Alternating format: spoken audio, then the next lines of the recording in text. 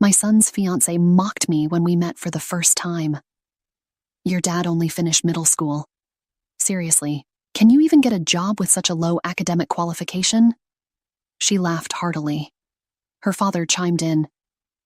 I can't believe he's an unemployed high school dropout, and belittled me on top of that. They served food only for the four of them, excluding me.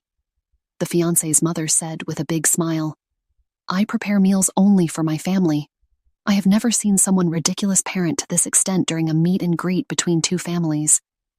I decided to get back at the four rude people, including my son, and told them, say whatever you want, before storming out of the restaurant. My name is Stephen Walker. I just turned 60 this year, and I have a 25-year-old son named Michael, but my relationship with my son is strained. He never sets foot in my house. I've often regretted how I raised him, as this is what led to the situation where, and now. I lost my beloved wife when Michael was still in elementary school. My wife had been frail since childhood, and she passed away at the young age of 45. At my wife's funeral, I didn't care about the judgmental looks from relatives. I paused like a little kid. Michael was more composed, telling me, Dad, it's sad, but let's say your goodbyes to Mom. But my grief only lasted during the funeral.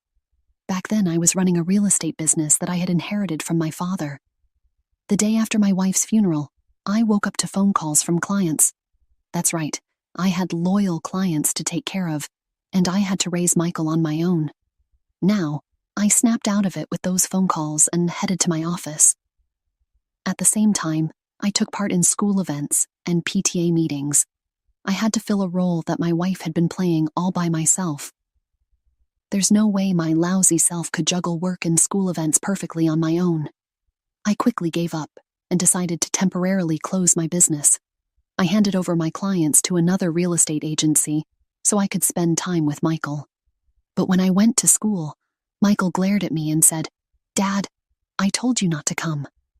He even complained, don't tell anyone you're my dad.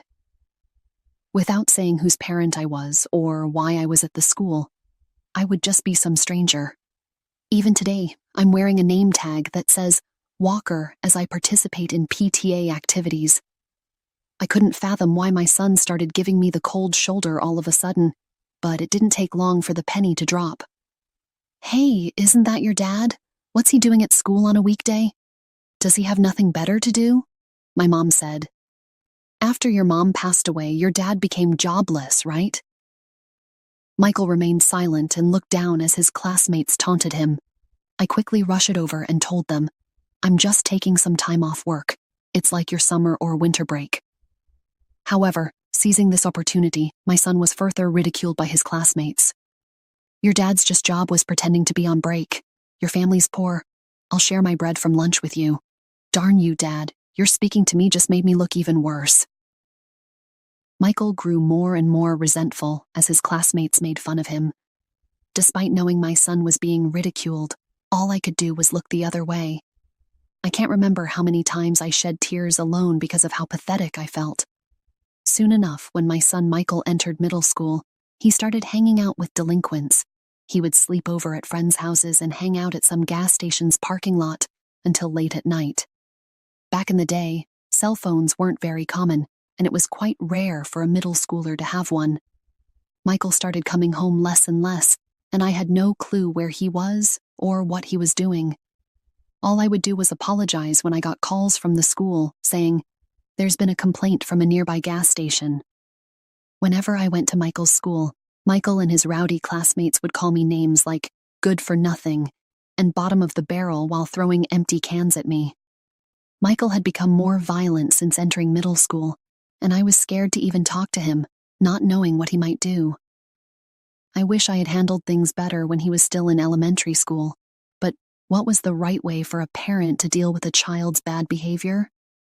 I had no idea how to communicate with a teenager and was utterly baffled. He skipped school without a care and even ran away during classes. His grades were rock bottom. At a parent-teacher conference, they told me that there's a private high school where even Michael could get in, and I was relieved. I'm glad there was a high school he could go to. The environment and his classmates would all change. and I thought maybe he'd calm down a bit after going to high school. Just as I hoped, after starting high school, Michael began to take his classes seriously. He studied hard and started scoring a bit above average on tests, and he even made it to college. But his disdain for me remained the same. Even after going to high school, he continued to bounce from one friend's house to another, never stopping by home. After getting into college, he started living alone in a dorm, and he paid his tuition by working part-time. He was living independently, which was commendable, but he was cold as ice towards me. Even after he started working, he never once came home. Then, out of the blue, when Michael was about 25, which I hadn't seen in years, he called me.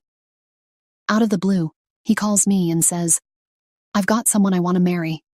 Then he goes, "Next Sunday at 2 p.m., we're meeting up at a fancy restaurant, so be there," and lets me know the plans he made without even asking about my availability. I'm like, hold on, this is too sudden. But when I got mad, he just goes, "If you can't make it, don't bother," and hangs up the phone with his cold attitude. I had mixed feelings, but there's no denying he's my precious only son, so for his sake, I went to the fancy restaurant at the time he told me to. When I got to the restaurant, her folks were already there, and they're like, "Who are you?" All rude, like out of nowhere. I'm like, you call me out of the blue and then ask who? Come on. But even though I'm fuming, her folks just go, "No, we didn't call you."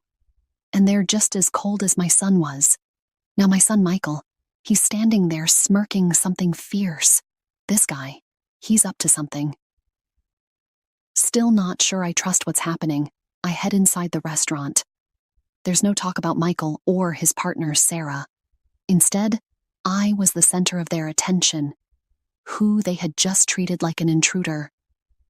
Then Michael starts going off like this guy here. He dropped out of high school and worked, but after Mom passed, he's just been loafing around, telling Sarah and her folks. I'm like, hey, this ain't a time or place, but he isn't having any of it. Then to top it all off, Sarah bursts out laughing. For real? Can a person even get hired with just a middle school education? And Sarah's dad is all, wow, raised by a high school dropout and layabout, but you are here with a college degree and a job at a big company. You took your old man as what not to be, huh? Praising Michael, I was too tired to even argue and was gonna say what you want, I'm out of here. But the second I go to say that, a waiter comes in from behind me with the food. Sorry for the wait. Oh, right, the food hadn't even come yet. I was so steamed, I forgot. I had tried to calm down, thought I'd just eat what was in front of me and leave, but the food that gets brought out is only for Michael, Sarah, and Sarah's parents. The waiter goes, "I'm sorry, we had a reservation for 4, giving me this look. Sarah's mom goes, "Yes, that's correct. He's not our family, so don't mind him," giving the waiter this sweet smile. The waiter, looking all kinds of uncomfortable, nods and backs out. Just as I'm about to lose it, Sarah's dad cuts me off. He goes, "We don't want anything to do with some deadbeat high school dropout. Our family and relatives are all bank employees, doctors working at major companies. You don't belong here. Please leave." That was enough. I said, "Is education and job history all you care about? Aren't you folks a bit off your rockers?" And got up to leave. And to that, Sarah's dad says, "I work at Bank of America, where education and job history really matter for clients' trust. But of course, a layabout like you wouldn't know." "Oh my, you work at Bank of America, huh? That's quite impressive," I said as I was leaving. But they didn't hear me. The next day, I paid a visit to Bank of America, where Sarah's dad works. Being a man who's been called a deadbeat by my son, his classmates, and my son's fiancée and her family, I must admit I'm not actually a deadbeat. After my wife passed away, I temporarily closed down the real estate business I was running. But let me clarify, it was just a temporary closure. I didn't shut it down for good. After my wife's passing, I switched my business to online management so I could prioritize my son's school events and PTA meetings. When I had a physical store, most of my clients were neighbors. But after switching to online management, I could serve customers from all over the country, like people living in small towns that are about an hour's drive from the nearest train station, and also American folks living abroad. I started getting more consultations about renting and buying properties from these folks. Thanks to the internet, I could expand my property portfolio and cater to a broader clientele. Running a real estate business online made things possible that seemed like a dream. Additionally, I was quite active in stocks and investments as a hobby. Currently, I have $50 million deposited in Bank of America, where Sarah's dad works. Upon arriving at the bank, I promptly requested to speak with the branch manager and informed everything that happened the day before. I was told by one of your employees that this bank operates on trust built on educational background and work history. So I've lost all trust in this bank because of that statement. Could you please proceed with the account closure? As I said that, the branch manager kept apologizing profusely and finally explained the account closure process with a face on the verge of tears. Oh, I almost forgot about something important. There's this troublemaker who has not paid the rent for the apartment I own for 2 years. I had been letting it slide, thinking he's my son, but no more.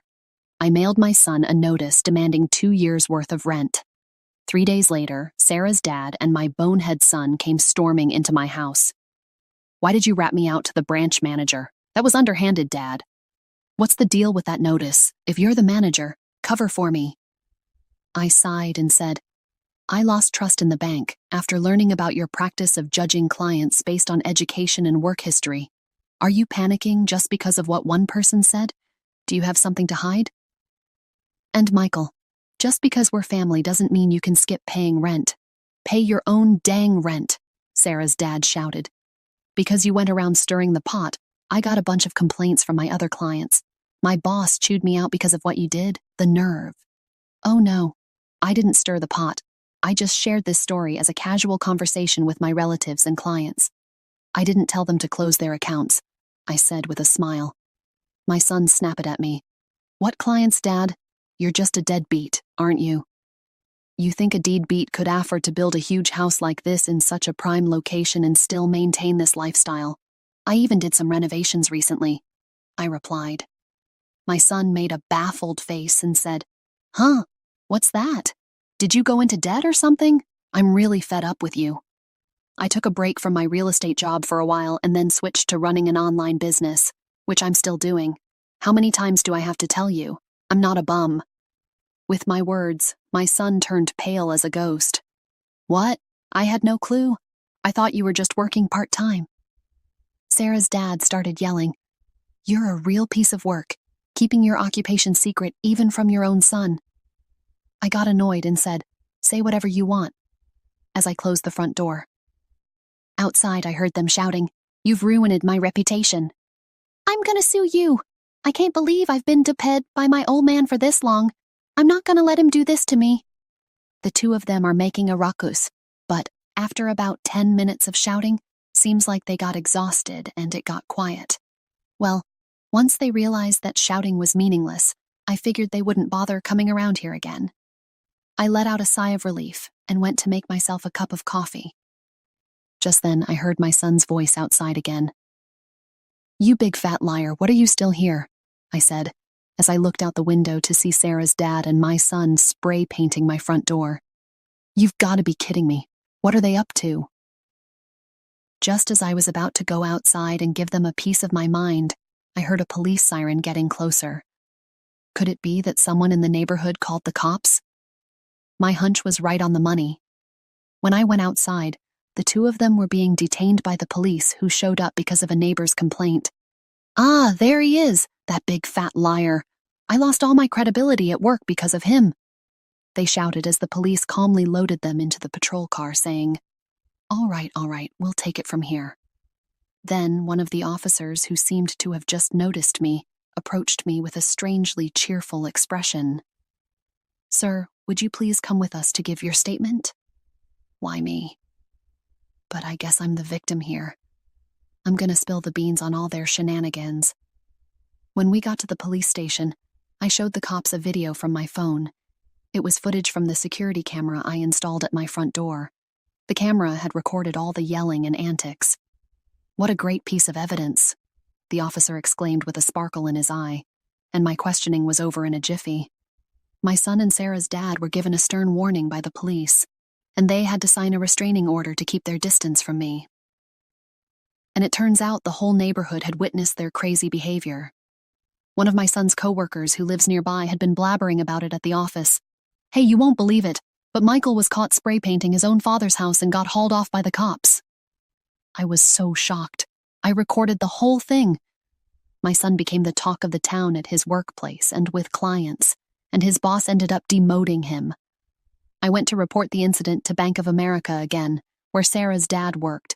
When I showed the manager the security camera footage on my phone, his face turned white as a sheet. I heard that Sarah's dad finally got fired, and naturally, she called off the engagement with Michael. Michael and Sarah's family both fled far away to a rural area. Apparently, Sarah's parents even came to work part-time at the gas station in the sticks run by my brother. They're no good, couldn't get the hang of stocking shelves no matter how many times I showed them, had to give them the boot pronto. And word has it the nearby gas stations and farms did the same.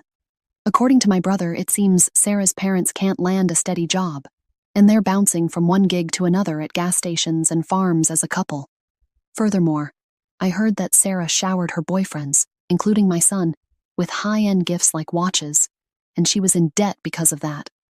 The little money her parents make from their part-time jobs apparently goes straight into paying off their daughter's debts, and it's a mystery how they're making ends meet. It's been 5 years since then, and my son is now 30. It seems like he's changed for the better after being treated with kindness from folks in the small town he moved to. He came to me a couple of times and apologized sincerely. "I was naive and immature. I didn't even try to understand your job and just labeled you as a good-for-nothing. I can't apologize enough for how much I regret it." Seeing the change in my son's attitude, I decided to let him move in with me. Now he's working at a company near my place, and little by little, he's helping me out with my work too. But don't get me wrong, he's still wet behind the ears, and I don't trust him completely. I'm hesitant to hand over all my work to him, but I'm going to observe his behavior and attitude towards work and make decisions accordingly. If he proves he's really turned his life around, I might consider handing over the reins of my business. But if I told him that, he might get too excited and say, "For real? I'll hand in my 2 weeks' notice tomorrow," and do something impulsive. I'm living with my son, holding on to the hope that one day I'll feel confident enough to trust him with everything.